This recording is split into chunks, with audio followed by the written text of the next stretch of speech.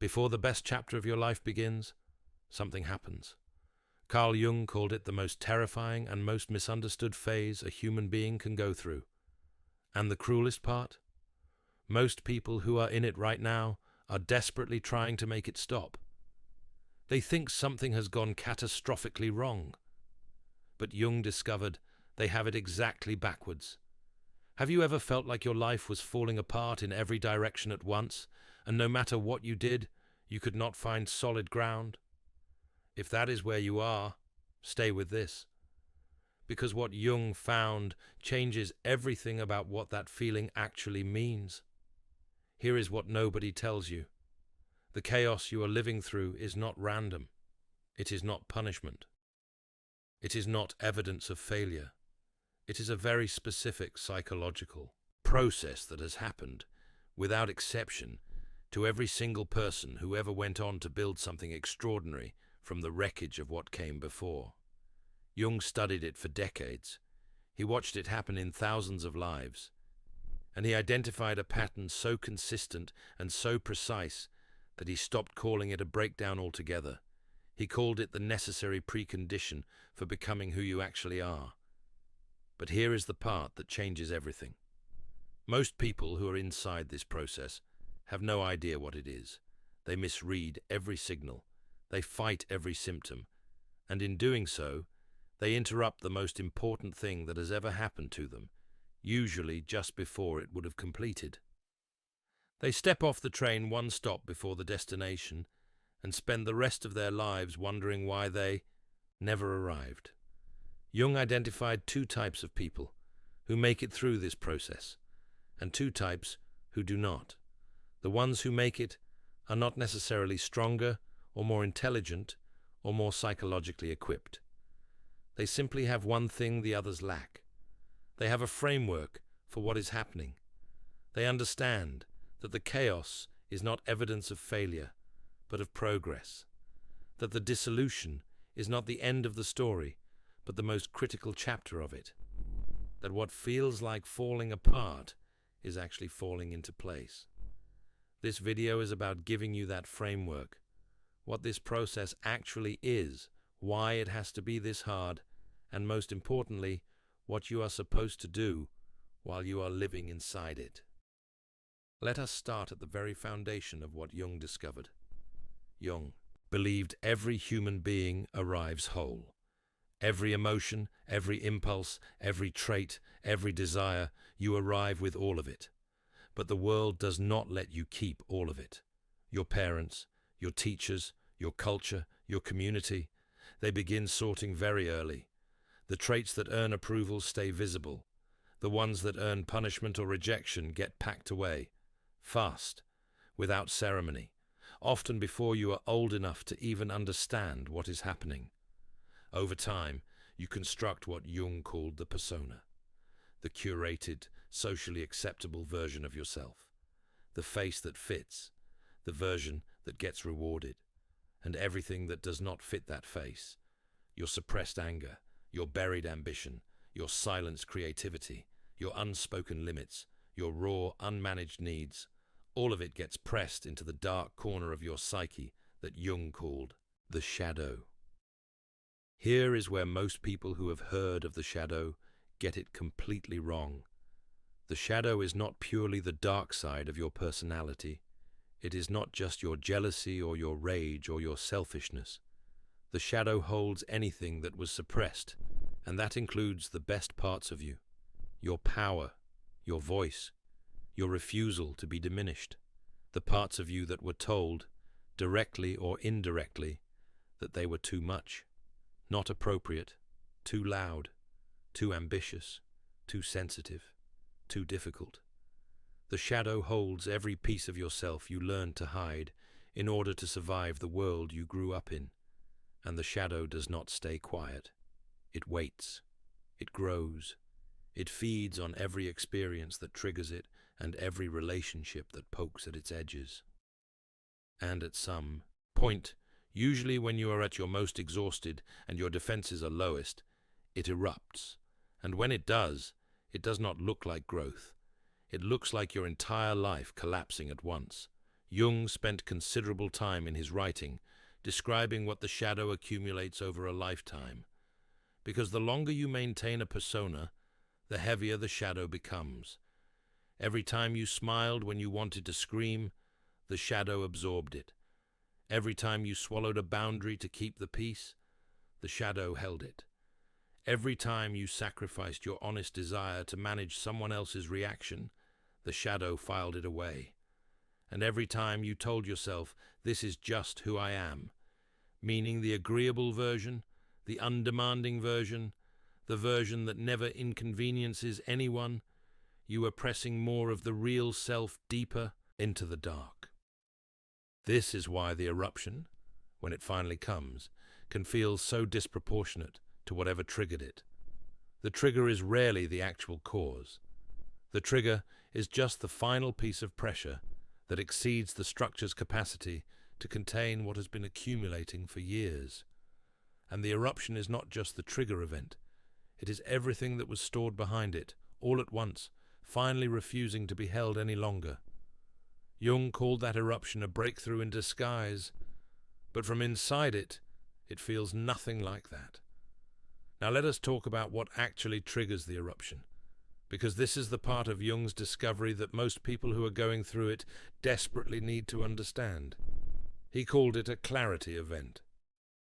And in the patterns observed across depth psychology research and decades of clinical work, a clarity event almost always carries the same signature. It shatters an illusion. It breaks the story you have been telling yourself about who you are, who someone else is, or what your life is actually built on. Consider this composite profile, constructed from patterns observed repeatedly across depth psychology research and clinical literature. Someone who has spent their entire adult life being the person everyone else needed them to be, the dependable one, the endlessly patient one, the one who absorbs everyone else's chaos without complaint, never raises their voice, and quietly subordinates their own needs year after year, because that is what love was modeled as for them. From the outside, their life looks fine. Stable relationship, steady career, warm friendships, a life that checks all the expected boxes. The clarity event for this person does not arrive dramatically. It arrives on an unremarkable afternoon when someone they trusted completely does something or says something that cannot be explained away. Maybe it is a betrayal.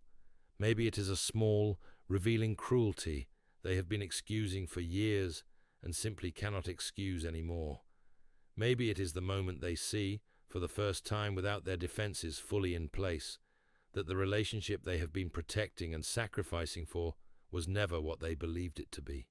The illusion cracks, not at the edges, right down the center, and in that moment, the suppressed self, the one that was hungry and furious and exhausted long before they allowed themselves to admit any of it, starts to push through.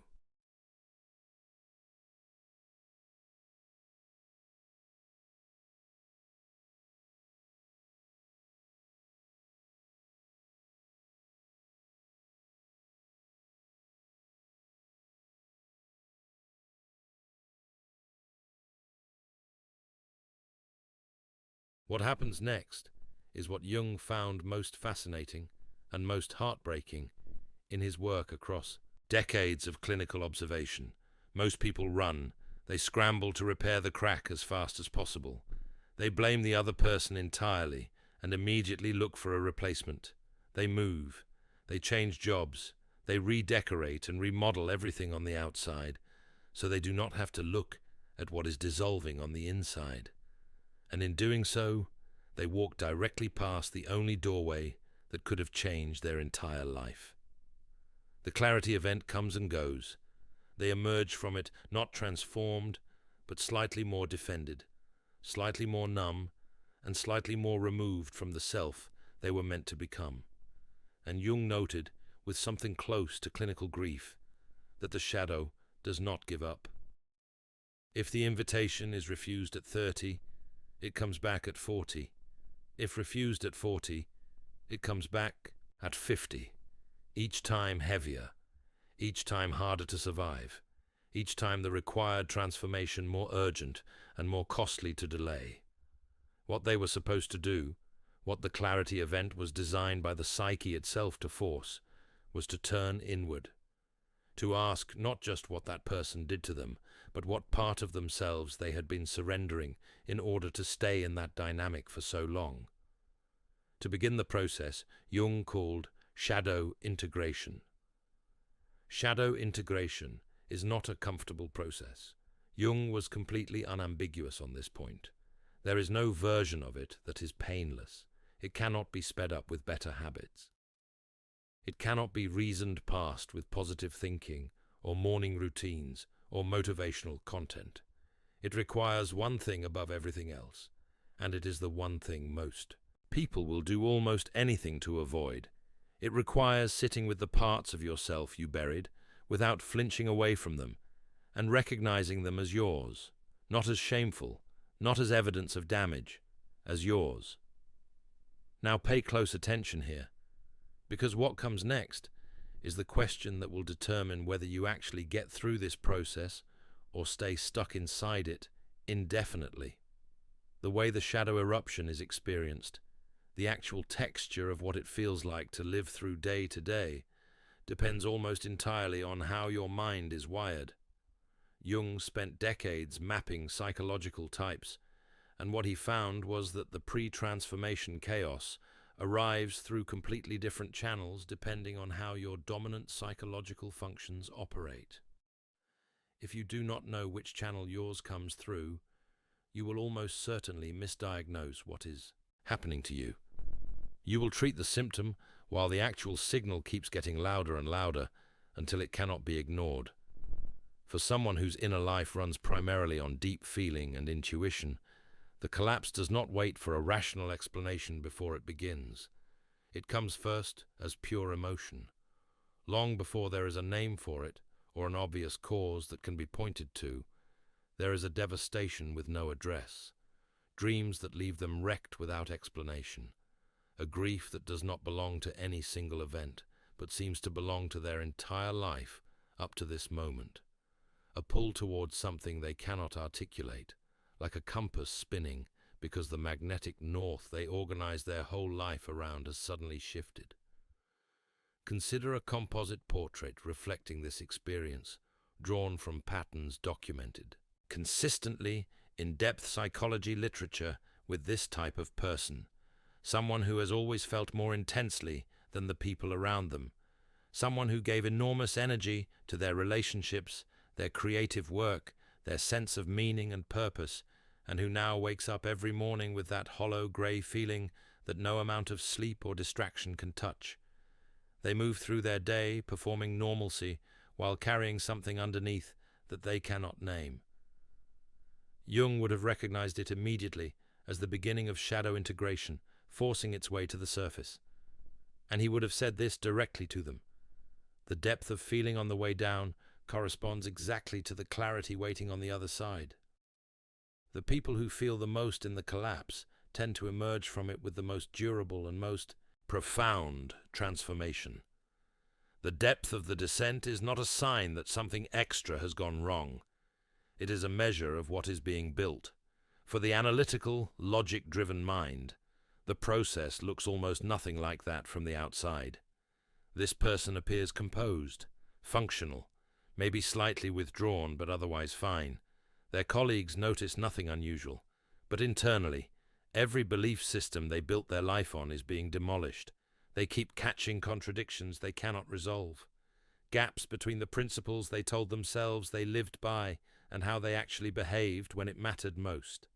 The frameworks they used to make sense of themselves and their decisions are coming apart, and the most terrifying discovery waiting for them inside this process is that they cannot think their way through it. Because the very thinking that built the structure is what is now insufficient. What the collapse is asking this person to do is feel, to move through the body and the heart rather than the head.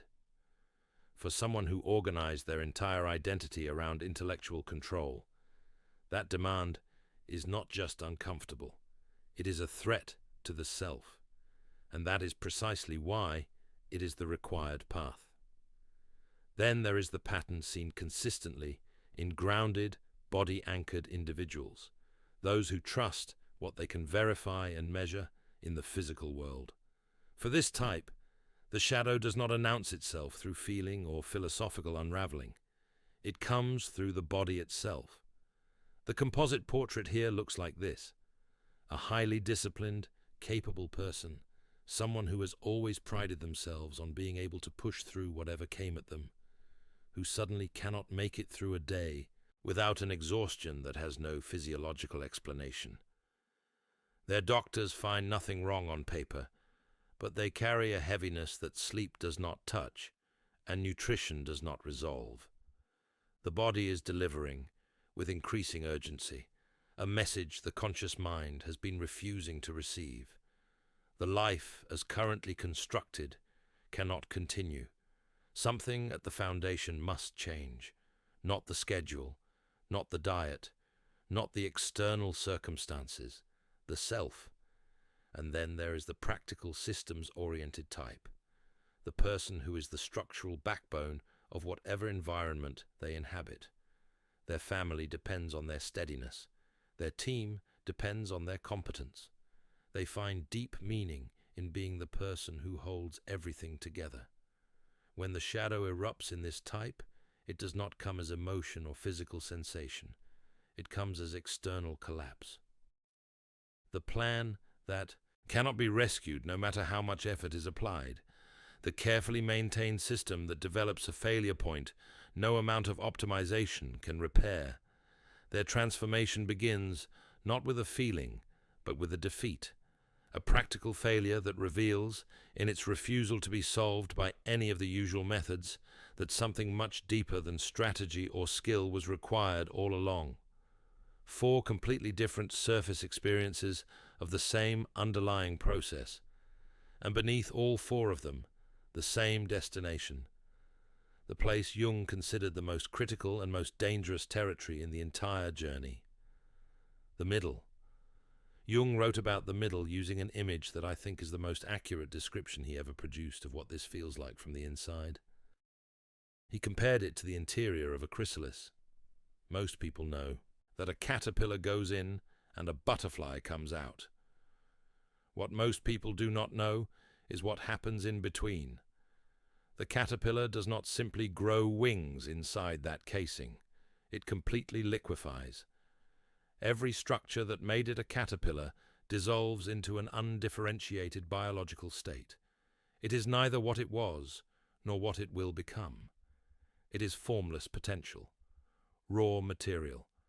And from that absolute dissolution, something entirely new is constructed from the ground up. That is the middle of shadow integration. You are the soup. You are between identities. The persona is dissolving, and the new self has not yet formed. And nothing in your prior experience prepares you for how terrifying that formlessness feels, because every instinct you have is wired to seek identity and certainty, and the middle has neither. To understand why the middle is where most transformations collapse, you need to understand the concept Jung called participation mystique. He took the term from anthropological research, but applied it to something far more personally familiar. At its core, it describes what happens when your sense of self is so thoroughly fused with the roles and people around you that you cannot genuinely locate where you end and they begin. This is not simply about unhealthy relationships, though those are almost always involved. It is about the deeper condition of having built your entire identity on external structures, on being someone's partner, someone's reliable child, someone's indispensable team member, on inhabiting a role so completely that the role and the person became the same thing in your own mind. When that role begins to dissolve in the middle of shadow integration, it does not feel like growth. It feels like dying, because in a very real psychological sense, a version of you is ending. And even if that version was quietly crushing everything genuine in you, it was the only self you knew how to be. Here is a composite illustration that brings this dynamic to life. reflecting a pattern observed repeatedly across clinical accounts and transformation narratives in depth psychology. Consider someone who has spent the better part of a decade defining themselves through their relationship. Not in the surface way people sometimes do, where the relationship is simply a major feature of their life. In the deep way, where the relationship is the organizing principle of their entire identity. Their daily schedule exists around it, their friendships narrowed over time to only those approved by the dynamic. Their sense of whether a given day was a good day or a bad day was determined almost entirely by the emotional temperature of that one relationship. They did not notice this happening gradually, because the persona they built around being a devoted, self-sacrificing partner felt so virtuous, so socially admired, so clearly right, that examining it would have felt like an act of ingratitude. Then the relationship ends, or it reveals itself to be something far smaller and far crueler than the story they had been sustaining about it. And suddenly the entire identity built around it is simply gone, not weakened, not damaged, gone. And they realize, with a horror that is genuinely difficult to put into words, that they have no idea who they are without it. Not because they are weak, because the participation mystique was complete. There was no separate, self-preserved underneath the role. The role was the self, and now the self has to be built from scratch, at an age and in a condition where they feel least equipped to do it. This is the moment the middle begins in earnest, and this is precisely where the two most common and most destructive mistakes are made. This is where the first and most common mistake of the transformation happens. The person in the middle reaches for the first available replacement identity to escape the formlessness. A new relationship that hands them a ready-made sense of purpose. A new ideology with all the answers preloaded. A new community that assigns them a role and tells them exactly who they are. The relief is immediate. They think they have made it through, but what they have done is build a new cage with slightly different walls. The shadow is still unintegrated. The middle was never actually lived through, and the same process will begin again, with higher stakes and less runway. The second mistake is rarer, but more serious. It is when the dissolution goes too far without anything to hold it. When the loss of the old identity becomes so complete and so rapid that the psyche cannot maintain coherence. This is when the pre-transformation process tips from productive pain into genuine crisis, and when real external support becomes not optional, but essential. Whether that is serious therapeutic work, a community with authentic experience of this terrain, or at minimum, one honest person who has walked their own version of this fire and can testify with credibility that what is happening is survivable. What both mistakes share is the absence of what Jung called a container, a framework, a practice, a story large enough to hold the chaos without being consumed by it. A container is what allows someone to stay in the middle long enough for the dissolution to complete. For some people, it is a genuine spiritual practice with enough depth to hold real darkness honestly, one that does not promise to remove the pain, but offers a context large enough for the pain to exist inside without destroying the self. For others, it is the discipline of creative work that demands authentic engagement with the self, the kind of writing or painting or building that cannot be faked because the work itself sees through the performance immediately. For others, it is the structured work of good therapy with someone who understands depth psychology and is not afraid to sit in the darkness alongside you rather than rushing you toward resolution. What matters most about the container is that it gives the chaos a home, not a solution, not a shortcut, a home, a place where the dissolution can continue without becoming total fragmentation, a place where the formlessness of the middle can be held with enough dignity and enough structure that the psyche does not shatter in the absence of identity. What the container absolutely cannot be, Jung was precise on this point, is another person used as a psychological anchor, because merging a dissolving identity into someone else creates a new participation mystique before the old one has finished breaking. And the work starts over. But here is what happens when someone holds the tension of the middle without grabbing for a premature resolution. When they stay in the formlessness long enough for the dissolution to actually complete. The composite portrait that emerges consistently from transformation accounts across depth psychology literature is remarkably consistent in how this shift arrives. It does not come as a dramatic revelation. It does not announce itself. It comes quietly, on an ordinary day, in an unremarkable place. Someone sitting in their car in a parking lot after running an errand. Someone standing at a kitchen window watching light change on the wall. And a thought arrives that is entirely and verifiably their own, not borrowed from someone else's expectations, not assembled from the pieces of a role they were playing, not performed for any audience, just a clear, settled, private recognition of themselves. I know who I am. I do not require permission to be this. That is the snap.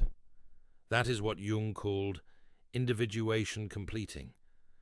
That is the moment the shadow is no longer a threat pushing up from below, but a resource, a set of raw capacities, power and honesty, and desire and boundary, finally integrated into the conscious self. And what follows that moment is what this entire video has been building toward. Most people who experience this shift describe a strange mix of simplicity and magnitude. The world does not look different. The circumstances have not changed. The people around them are still the same people. But something in the way they inhabit their own life has shifted so completely that it cannot be undone. There is no going back to being the person who needed the persona. That person required the performance because the shadow was hidden. Now the shadow is integrated. The performance is optional. And for the first time in a very long time, or possibly for the first time ever, the person standing in their own life is actually the person who lives there. Because the person who comes out the other side of genuine shadow integration is not a happier version of the same person. The transformation is structural, visible to everyone around them, often before they themselves have fully understood what shifted. The first change is in how they relate to other people's emotional states. Before integration, deep empathy was involuntary. It happened to them. They absorbed the emotions of the people around them automatically, without consent or awareness. After integration, the empathy does not disappear, but it becomes directional. They can feel deeply for someone without losing their own coordinates inside that feeling. They can hold space for another person's pain without the pain becoming their own. They can choose when to open that channel and when to close it. That is not indifference. It is the difference between a surgeon who can operate with full care and a surgeon who cannot function in the operating room because the patient's distress has become their own. There is something else that changes about how they experience empathy that is worth naming specifically. Before integration, they often could not distinguish between their own feelings and the feelings they were absorbing from others. They would walk into a room where someone was tense and leave that room believing the tension was their own. They would take on guilt for other people's discomfort, as if that discomfort was something they had caused. They would feel responsible for emotional states that had nothing to do with them.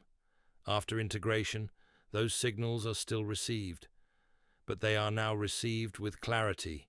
They know what is theirs and what is not, and that distinction alone changes the entire architecture of their daily life.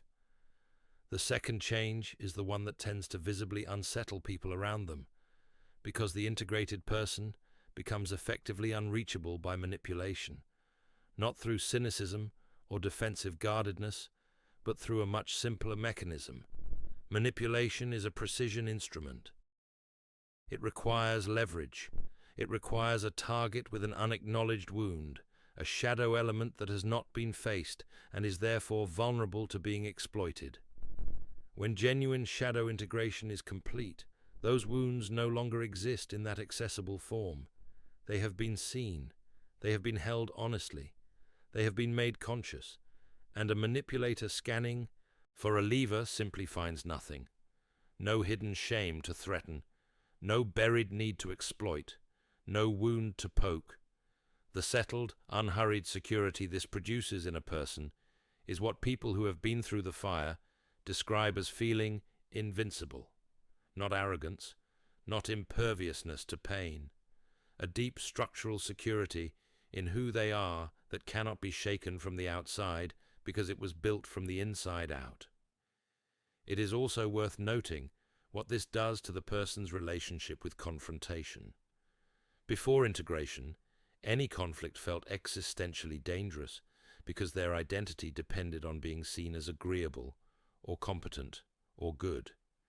Any threat to that perception felt like a threat to the self. After integration, confrontation becomes something they can engage honestly because their sense of who they are no longer lives in other people's assessments of them. They can be disagreed with without being destabilized. They can be criticized without collapsing. They can disappoint someone without experiencing it as catastrophic. This is not emotional armor. It is the absence of the particular vulnerability that required armor in the first place. The third change surprises people the most. Their relationships transform completely, not always because the people around them become different people. Often, some of those relationships dissolve entirely because the dynamic that held them close no longer exists, but the more profound change is in what the integrated person can see. Jung identified projection as one of the most pervasive and most invisible forces shaping human relationships, and it is one of his most underappreciated observations. Most of what we find intensely attractive in other people is a reflection of something we suppressed in our own shadow. We fall toward qualities we buried in ourselves. We are repelled by qualities we secretly fear we also carry. And until the shadow is integrated, we are entirely blind to this mechanism. We believe we are choosing freely. We believe our attractions and aversions are accurate responses to objective reality. But we are navigating through a hall of mirrors, and nearly every face we see contains some portion of our own reflection. When integration happens, the mirrors drop. People become visible as what they actually are, not as screens for projected psychology. The relationships built from that place of genuine clarity, built from wholeness rather than from need, from choice rather than from wound, those are the relationships that define the best chapter of a life. Now here is the piece that gives all of this its full weight. Because it is one thing to understand this as a theory, it is another thing entirely to see it demonstrated by the person who discovered it. Jung did not develop this framework from behind the safety of a desk. He lived every step of it himself. His break from Sigmund Freud, the man who had been his mentor and closest intellectual ally, and in many ways a psychological father figure, was one of the most publicly devastating events of his career. The separation was not clean or dignified. It was bitter, and it destroyed a relationship that Jung had organized much of his professional identity around. By every definition, it was a clarity event of the most disorienting kind, an illusion about who he was, who Freud was, and what their collaboration meant, shattered completely and publicly. What Jung did in the years that followed is why his most important work exists in the form it does. Rather than immediately rebuilding his professional persona around a new intellectual home, he went inward. He later described this period as one of profound inner uncertainty, a sustained disorientation that had no clean resolution and no guaranteed outcome. He did not know whether what he was living through was a creative descent or a permanent unraveling. He simply stayed in it. He documented his dreams with obsessive precision. He painted the images that came to him in the hours between sleeping and waking. He wrote what became the Red Book, one of the most intimate and extraordinary psychological documents in the history of the field, a record of one of the sharpest minds of the 20th century doing exactly what he had come to believe was the only honest path, sitting with the dissolution, holding the formlessness, trusting the process even when every external signal suggested the process was destroying him. What emerged from those years was not a recovered Jung, not a man who had bounced back to where he had been. What emerged was the full architecture of his most important contributions to human understanding. The shadow, the persona, individuation, the anima and the animus, the collective unconscious, the transcendent function. The entire body of work that has shaped depth psychology for more than 100 years was built directly from what looked, to everyone watching from the outside, like an irrecoverable collapse. His breaking point became his breakthrough, not eventually, not in spite of the collapse, because of it, because he refused to skip the middle, because he stayed in the formlessness long enough for something new to assemble itself from the raw material of everything he had been forced to let go. And if Jung himself, with all his psychological sophistication and all his theoretical understanding already in place, still had to walk every single step of that fire before the best chapter of his work became possible, then what does that tell you about where you are right now? It tells you this is not a detour. The chaos you are in is not something happening instead of your transformation. It is the transformation. The dissolution is the mechanism. The terrifying formlessness is the chrysalis, the clarity. Event that cracked your life open was not the universe turning against you. It was your own psyche doing precisely what it had to do to get you somewhere. The comfortable version of your life never would have taken you. You are not broken. You are not failing. You are not losing something that cannot be reclaimed. You are in the most important process a human being can go through. And the fact that it is brutal is not evidence that something has gone wrong. It is evidence that it is working exactly as it should. I want to be direct about something that most content on this subject glosses over. The middle is not poetic when you are living inside it. It is not an aesthetic experience of growth and expansion. It is often genuinely miserable.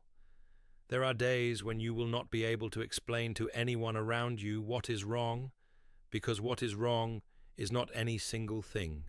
What is wrong is that the entire infrastructure of your old identity is dissolving, and you cannot yet feel what is replacing it.